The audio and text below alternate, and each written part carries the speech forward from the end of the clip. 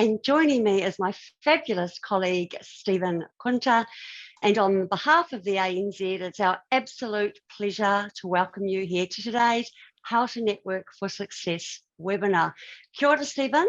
Hello, Crystal, and welcome everybody. Thank you very much for taking time out of your business to work on your business, something that is super crucial for all business owners. So let's have a quick look at our learning objectives for today's session now. So we're going to take you through the key elements to building and managing your network. So I will do this session. So I'm going to take you through the 4 key elements to building and just to think about effectively managing, which is really, really important. And the beautiful thing is, how can you make sure these work together to help you network more effectively and, more importantly, productively? And we're going to talk about and spend some time on how to be visible in a digital community. So Stephen's going to take you through that. We're collaborating now on Zoom. There's other platforms that perhaps your business partners or your customers are using. So we just want to make sure that you're connecting with those right platforms and your customers or business partners, but also that you're really visible in your community and you don't have to do that face-to-face. You can absolutely do that visibly. And lastly, Stephen's going to take you through what are those next steps. So thinking about, fast forward and what are those networking goals? I want you to think about lifting and shifting some of the learning and knowledge from today's webinar and why it's really important that you must take action and create your own path to networking success, because any success you have will be down to you and effectively networking. So I talked a little bit earlier about the elements to building and managing your network. I'm going to spend a little bit of time on talking you through this now. So everything starts with a networking mindset. It's absolutely critical. So with a networking mindset, you can really focus on building relationships through collaboration and connections. We'll talk you through 3 attributes that are really, really critical soon. So a great networking mindset, firstly, means you have the will, and that's really important.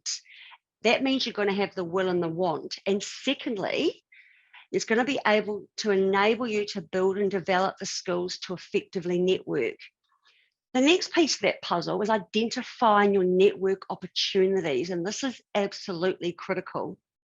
This is going to make sure that you have absolute network success. So if I break this down a little bit further for you, this is the who can I network with, what are the opportunities, and where do I look to find these opportunities? So the key here is identifying and being really, really targeted with your opportunities will ensure that you're actually channeling that energy and effort into building the best connections and networks. This is going to help you nurture and form great partnerships. And I want to make that really clear. So a lot of us might have a lot of acquaintances, but how many partnerships do we have? With a partnership, it's all about that mutually beneficial relationship. So it means you're actually helping and giving to each other. So thinking about building those partnerships. That third piece, how to manage effective networks and build raving fans. I'm going to spend some time on that with you shortly. And one of the critical steps to networking is how to manage those and build those all-important raving fans and advocates. The raving fans and advocates are people that are going to scream about your business from the rooftops. So in a network, we focus on building relationships and bringing people together in new ways. And this is really relevant in today's digital world. And that's where Steve is going to spend some time on that. And the different ways we can now collaborate and engage with our networks using various visual and digital tools. And lastly, that fourth piece, bringing it all together, is the key networking activities that you must put in place. So thinking about and understanding and utilising the key networking tools you have access to, whether they be at your fingertips or whether you have to be proactive around. So they could be virtual networking or face-to-face. A couple of examples of these might be local business support. So you've got the regional business partner network, chambers of commerce, and depending on what industry you're in, industry associations, conferences and trade shows. Lastly, something that might be a little bit new to a few of you, co-working spaces. and they're kind of popping up and flourishing, across New Zealand. And so those spaces are, kind of where people can form partnerships, they can grow with other businesses. They're really cool. And so at the end of the day, networking you can do anywhere and everywhere. But before we move on to the next slide, I just want to kind of get you thinking about the great news around effective networking. Is it a skill that improves with practice? And just like most activities we do and the learning we're doing in business, the more you practice, the easier it gets. And you will also feel more confident and comfortable in many networking situations. Networking is about being familiar. And when some of us may lack that confidence, it's because we're not familiar with networking. The more familiar you get with networking, whether that be face-to-face or visual or digital, the more confident you become and the better you become at it.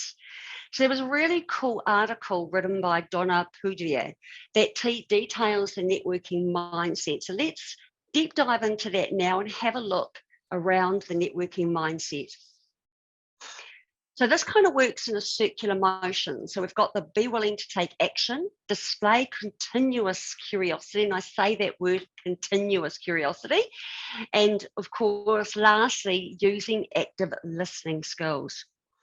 So to help us move towards networking success and become an effective networker, we need to take action prior to any networking activity, right? Build that plan and be curious about the opportunity it presents, that networking intent, and who are those people who are involved.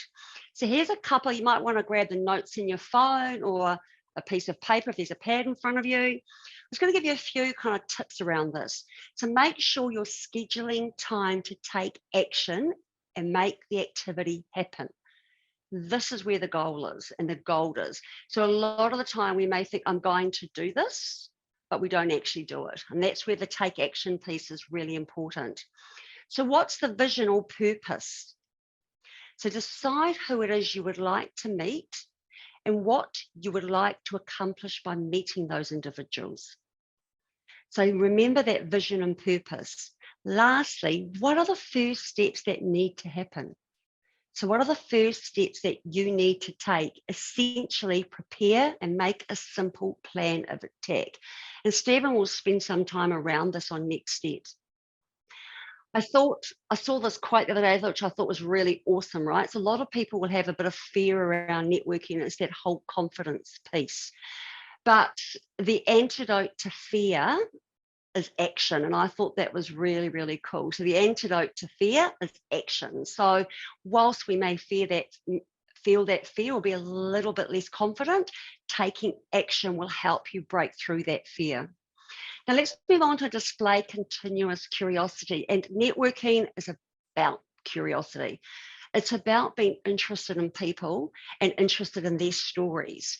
But you need to be authentically interested in the person you're connecting with. And it super helps to engage by what I like to call TEDs. I'm going to spend some time on TEDs in a moment. But what you want to do is find common ground in your approach to business and your interests, etc.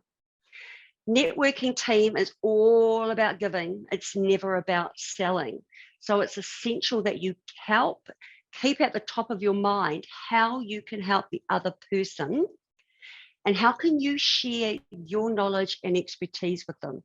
So think about if we had 50 people in a room and we all walked in with I'm here to help someone tonight. I'm here to share my expertise. I'm here to share my knowledge. And the beautiful thing about that is that all of us are experts in some things. We absolutely are, but we're never experts in everything. So we never go from zero to expert overnight. So any networking event you attend, any networking situations, you're going to learn. It's always a learning ground. So always make sure you're curious and you're really authentic.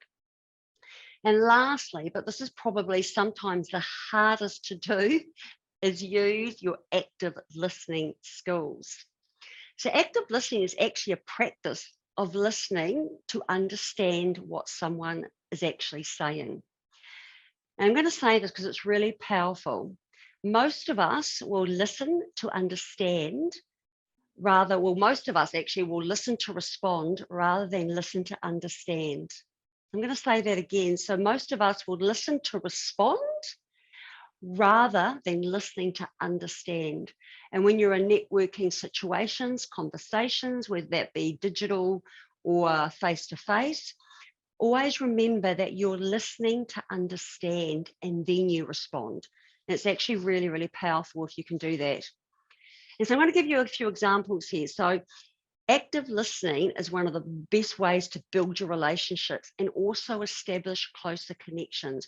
I like to think of this as a soft skill, but it's actually a superpower that every person who is networking needs. The important thing to remember is everybody has a story to tell, right? So each one of us, we all have a story to tell about our business. So make sure you're genuinely interested in the person you are connecting with and give them the opportunity to tell theirs, to give them the opportunity to tell their story. Who knows what great opportunities may present themselves. Here's just a few tips around active listening. It's really important. Paraphrase and summarize. So I'll say that again, paraphrase and summarize what the other person is saying to make sure you fully understand. So you paraphrase back to the person you're connecting with just to make sure you fully understand, so you're in a really good position to be able to respond. This one takes a bit of time to master, team. Try demonstrating patience by focusing on the other person instead of your own thoughts. Because generally we will divert to our own thoughts and we're already thinking about what we're going to say and we actually haven't heard the person fully talk about or really understand what they were talking about. Lastly, which is really important, remember body language. So what is your body language telling others and how are you showing through to others? Your body language can tell a lot. And it's really interesting because the first way we learned to communicate before we could even talk when we were young was using our body language. And that's our actual default position. We do it and we do it all the time without even knowing. And you just got to make sure that it's supporting your messaging, it's supporting your behavior, and it's supporting how you want to communicate with others. But body language is really critical. And so TED, so I love TEDs, right? So one of the questions I always get asked is, Crystal, how can I continue a conversation? How can I have a great conversation? Because that's my blocker. That's my speed bump. That's the place where I kind of get a little bit lost. So TEDs is going to help you with that, team, I promise. So I could give you 100 open questions to flourish those conversations, but you're never going to remember 100 questions. You may at best remember one, but it may not be the right question to be asking in that moment. So think about TED. So tell, explain, describe, show. So what you got to remember, TED, tell, explain, describe, show. Now I'm going to give you a couple of examples, right? So not only do we talk you through our presentations, we also give you the how, which is really important. So here's a few examples. To say that, team, we're at a networking event. We've got other business owners there. And so we're using TEDs. So that new business you are starting, Luna, sounds awesome.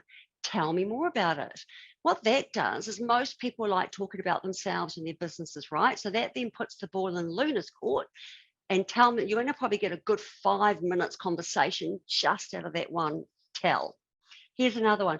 You said earlier, Stephen, that your business has recently started to export. I am looking to export too. I haven't been exporting until now, so I'm really excited about it. So can you explain more around the ins and outs of exporting? And remember, I told you part of what we do is to help others. We share our expertise and we share our knowledge. Again, I'm asking Stephen to do that with me. I'm going to learn, but what's also important is I'm actually going to get to know a lot more about Stephen. Here's another one. So, David, it's great that you have been working hard on growing your business, and as a result, you have actually made some changes to your business model. Can you describe to me what those changes look like and the positive impact it's had on your business? So again, really cool one. And lastly, I would love to know more about, so someone's just started a business, I would love to know more about your business, David. Do you have a website you can show me? So those are some examples of how you can use TEDs. So the beautiful thing about your networking mindset team is once we've got that on full dial, the next step is to think about is where are your networking opportunities? So let's have a look at where those some opportunities are now. So one of the beautiful benefits of networking is that you establish really close relationships and we build a strong circle of key supporters within your community and key influencers. So this circle of influence that we're looking at right now is a great source of support and help for you.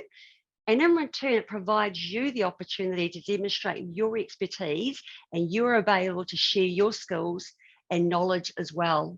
So I want you to think about this as a circle of influence.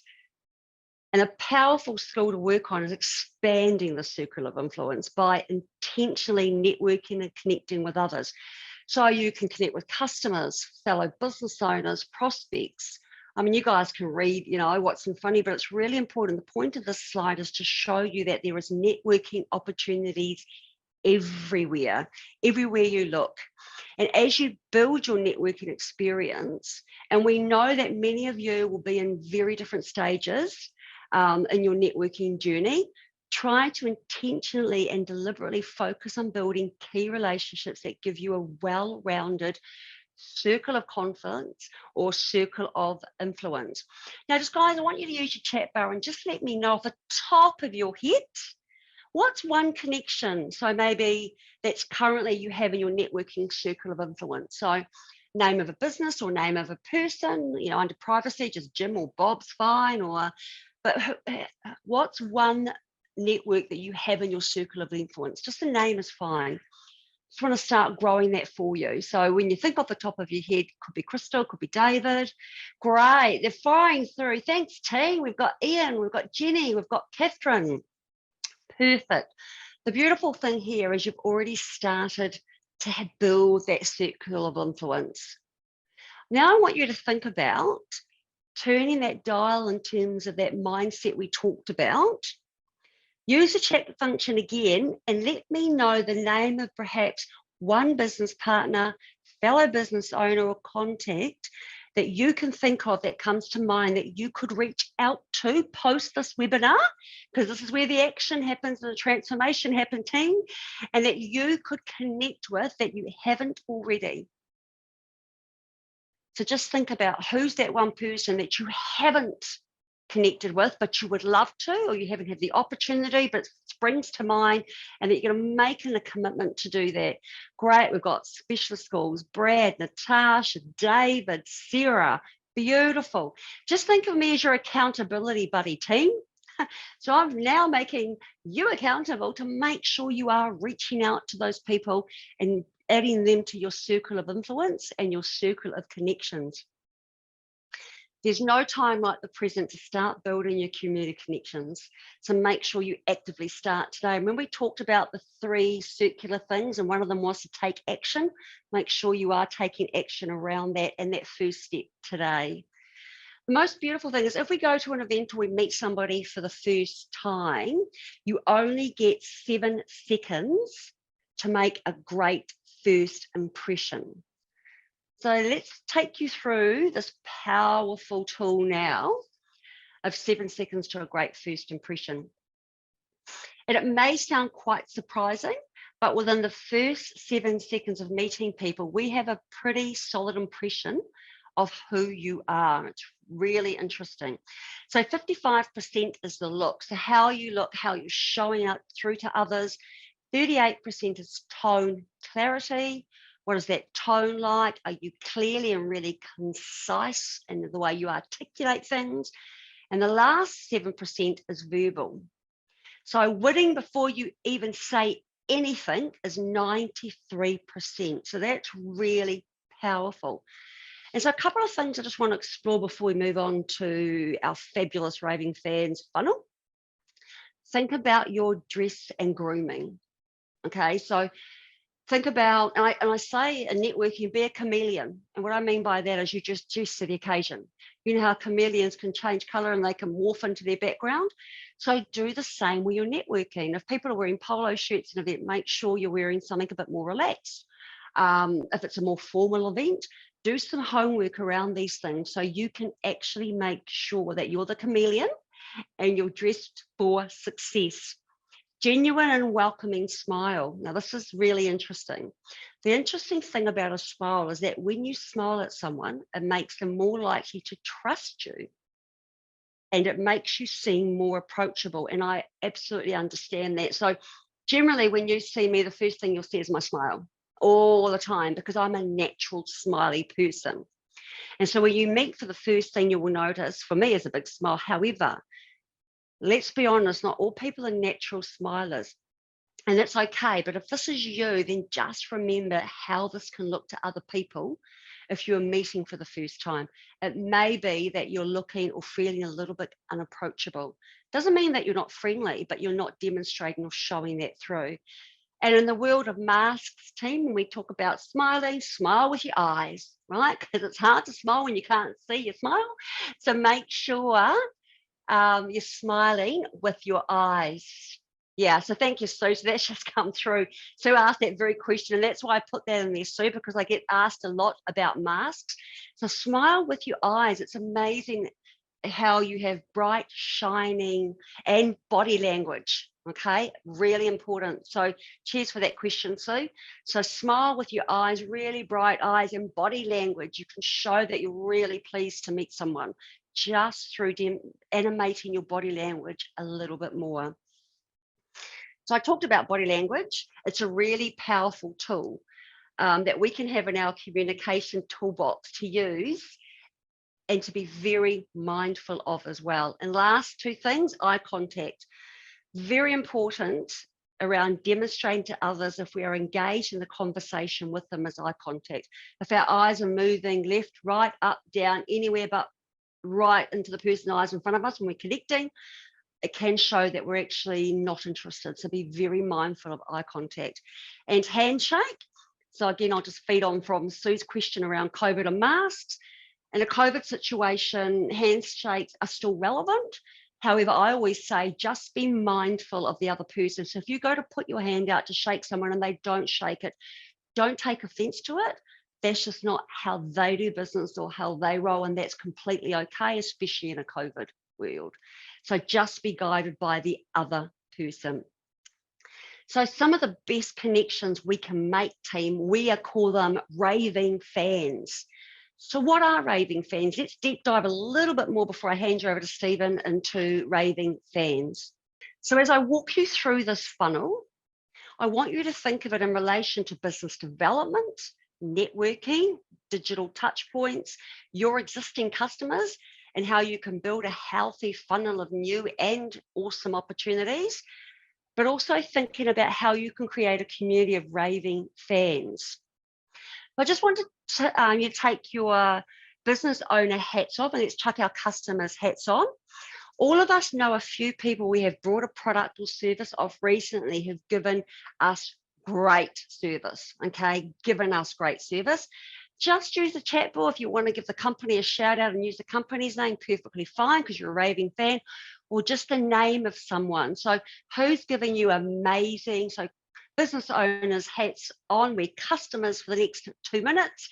We're raving fans, so you know what a raving fan is. What you want to do is you want to build those for your company. You want to build those for your business. You want to feel your business to feel for customers what you're feeling for the people that you've just put into the chat bar or the businesses you've put into the chat bar.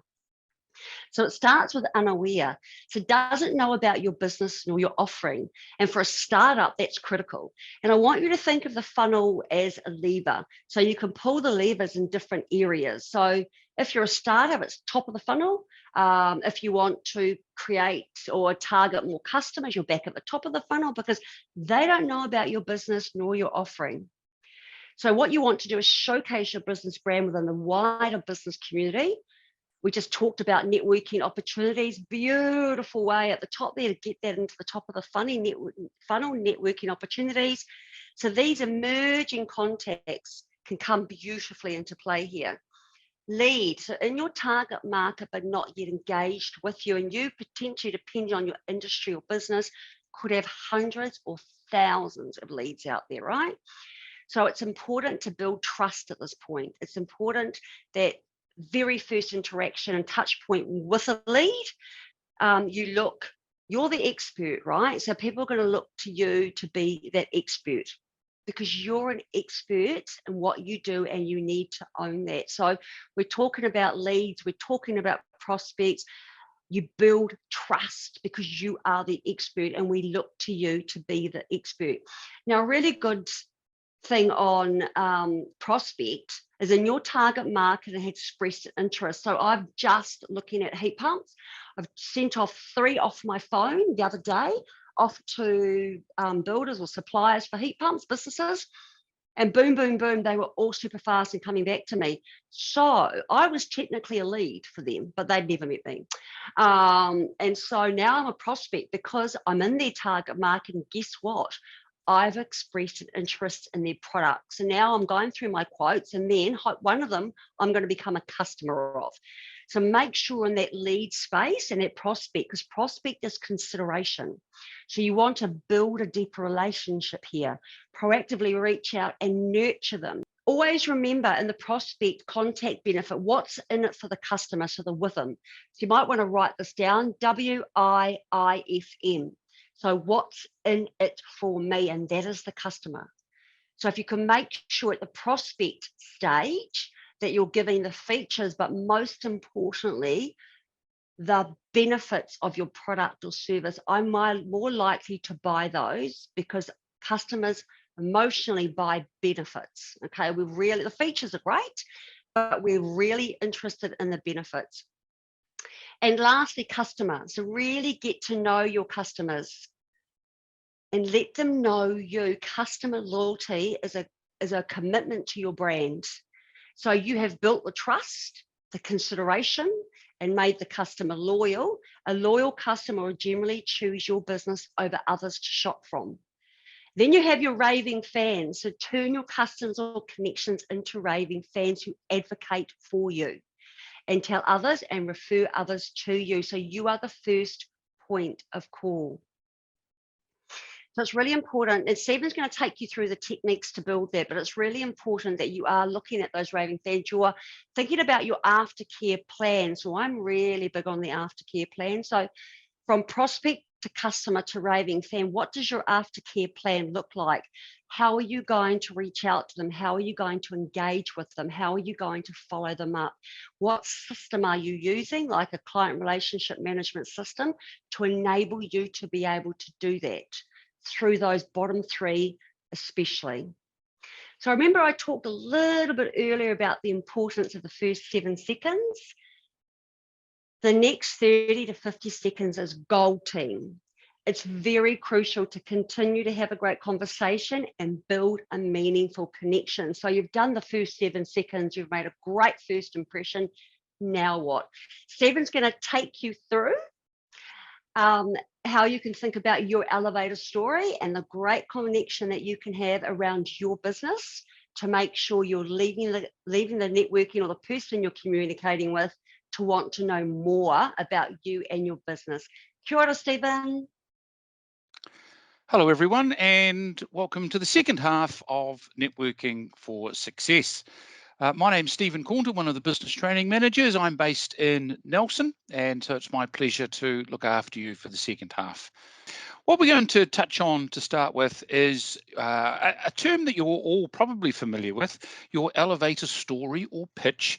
But essentially, the message that we want to convey here is how well are you prepared in terms of that very first opportunity that you have to reply or answer the question, what do you do? And, you know, it comes up all the time. Being prepared for that is going to give you a far more fluid, reasoned response to the question. What we're looking for in your elevator story or pitch or introduction is who you are, so your name, what your business does, and what your business does to make their life better. So thinking about the benefits that your business or product or service does for the customer. One of the challenges that you have here is to explain what you do by not using the terms what you do. That just requires a little bit of thought. For example, my title is a business training manager. What does that mean? I work for the ANZ, which is often what people do. They respond with who they work for, not what they do. And I like to now introduce myself as a public speaker. So that essentially covers a raft of the things of what we do. And it doesn't actually determine who I work for or my actual official title. And it's certainly one way of keeping conversations going because people are interested and they're always wanting to know more. So think about and practice saying it. You may have different versions for the type of audience that you're in for more formal situations as opposed to more social situations. But certainly being prepared is certainly going to make your response a lot more authentic. Certainly being prepared is going to let you get your message across a whole lot easier. Now, we talk about meaningful connections, and I think the challenge here is not to be everything to everybody. You are, not required to meet everybody that's at a function. You don't have to circulate around the room and meet everybody. You don't need to build your online profile with thousands and thousands of connections. It's about connecting with people that matter. Matter in terms of you have something to offer them and they can learn from you, and vice versa. They will have something that they could share with you or help your networks as well. Because networking, as we've already discussed, is all about learning and sharing and developing, positive relationships. And so I think it's about thinking in your situation, who are the right people to be connecting with. And so not only does it sort of narrow down the band or the volume of people, it also helps you plan and understand the types of events you should be going to, and also your rationale for connecting with those people. It's not about connecting with everybody, it's about connecting with people that matter. We've touched on raving fans, and we're just going to run through a scenario as to in terms of your role to create raving fans about you. And having raving fans is just critical to business success because they're the people out in the community talking you up, sharing your news with others, and ultimately sending you new customers. Just consider that you have opened up a new business, you have moved into a new region or location, and at the moment, the geography around you and the people around you are blissfully unaware that you exist. Their life was probably perfectly fine up until that point. And so the challenge for you is to do some research in terms of understanding, who are the people in the community that you need to be talking to? What do they do? How do you get hold of them? And, do you have any mutual connections? So a little bit of research is going to help you prepare well to build raving fans. The next stage of research is then start to refine and generate some leads. Now, these leads could come from attending local events. It could be connecting through any of the online business profile, LinkedIn, or joining business Facebook groups or whatever the case may be. But the opportunity to meet these people and connect and generate some leads. The third action is going to be the meeting. Whether this happens on a formal or an informal basis, very much dependent on the time and effort that you are putting in, and also the potential outcomes that may come from these meetings. And just as a couple of examples, it could be that you contact people, introduce yourself through email as someone new into town or new into a role you would like to meet. I would think generally that the responses to these types of requests would generally be positive. In a more informal sense, it may be at a in-person gathering, and you may want to introduce yourself to someone who you would consider on your leads or prospect list. The fourth stage is customer. You might think, well, what does customer mean in terms of networking? But let's go back to, what does customer mean? Someone who is accustomed to doing business with you. And so the relationships have developed, the exchange of knowledge has happened. You have determined that there is value in the relationship both ways. And there's some effort going into maintaining a relationship, keeping it alive, keeping it fresh, and ensuring that you maximize the value that both parties get. And then we get to the pointy end of our raving fan funnel, and that is raving fans. Now, if you are able to identify who your raving fans are, that is fantastic, because these are your advocates in the community that are sending you referrals, sending you new customers, talking you up. More often than not, does your business have a plan to look after these people? It needn't be overly complicated. I think the first part is identification, and the second part is simply saying thank you. Just as a thought, how many times have you become a customer of a new business that a friend or colleague has recommended or suggested to you, but the business hasn't actually made any effort to find out, well, how did you find us? How did you come by becoming a new customer of ours? And so they are oblivious to who their raving fans are. And so I think there's a piece of work for every business to say, how do we get these new customers? Who are our raving fans? And what are we doing to make sure that we appreciate them? And more often than not, that is a phone call and just simply saying thank you.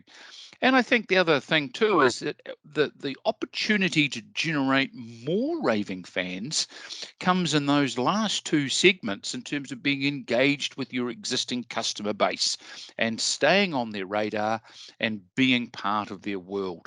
The way that we network and the opportunities to connect with people have certainly changed in the last few years. We've had significantly less, face-to-face events or the opportunity to meet in person. We've then switched to digital communities, and there are some lessons to be learned in terms of doing that well. And I just want to share some things with you there.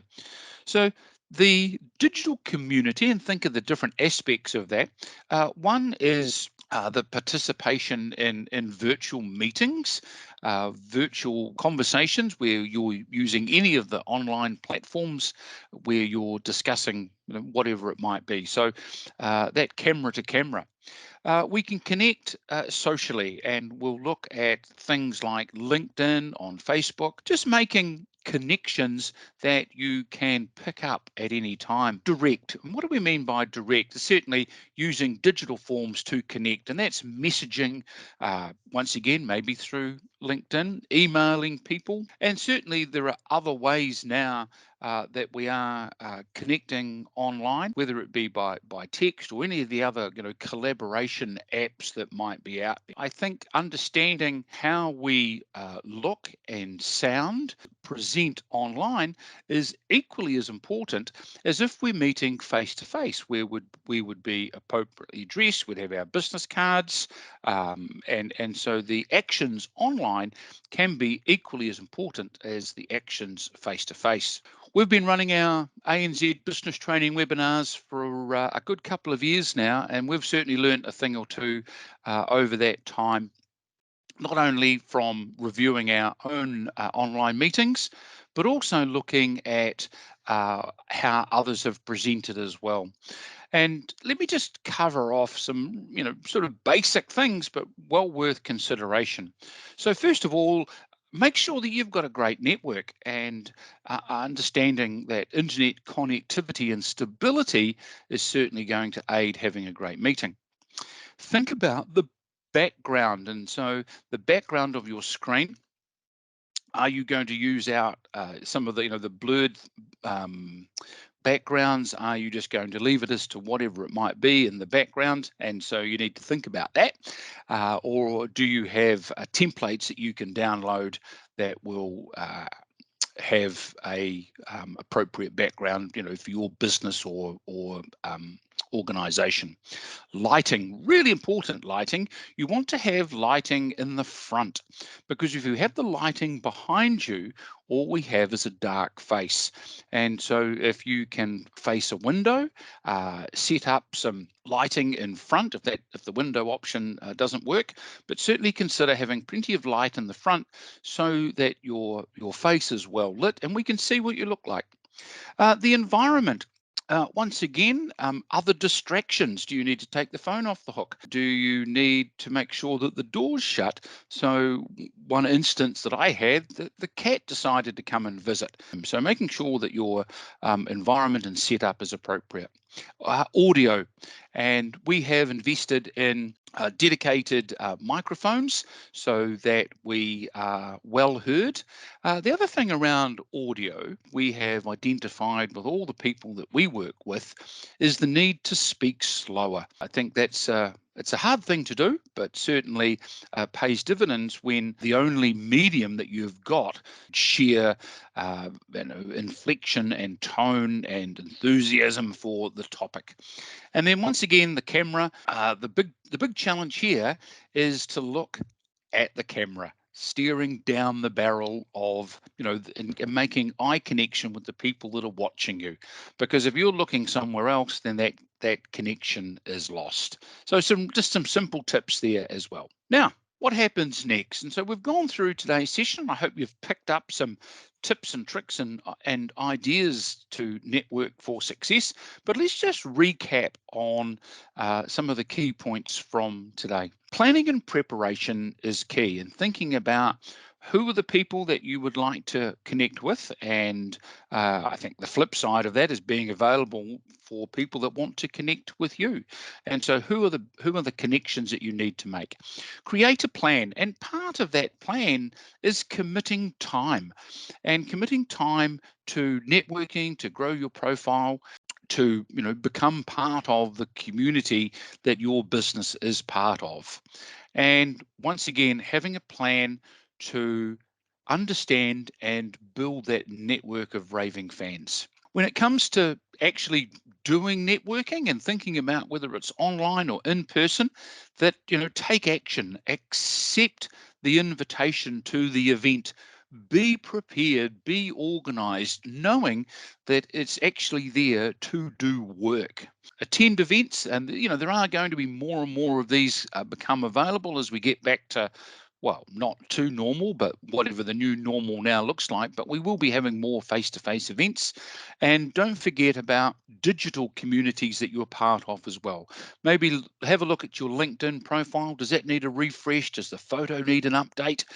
Making sure that that's as good as it can be for people that may well be checking you out, so to speak. And then finally, follow-up. And follow-up is such a critical part of networking. The promise of the future. I think taking responsibility for the follow-up when you meet someone, and then there is the need or the opportunity to follow up, it's going to be done if you take responsibility for it.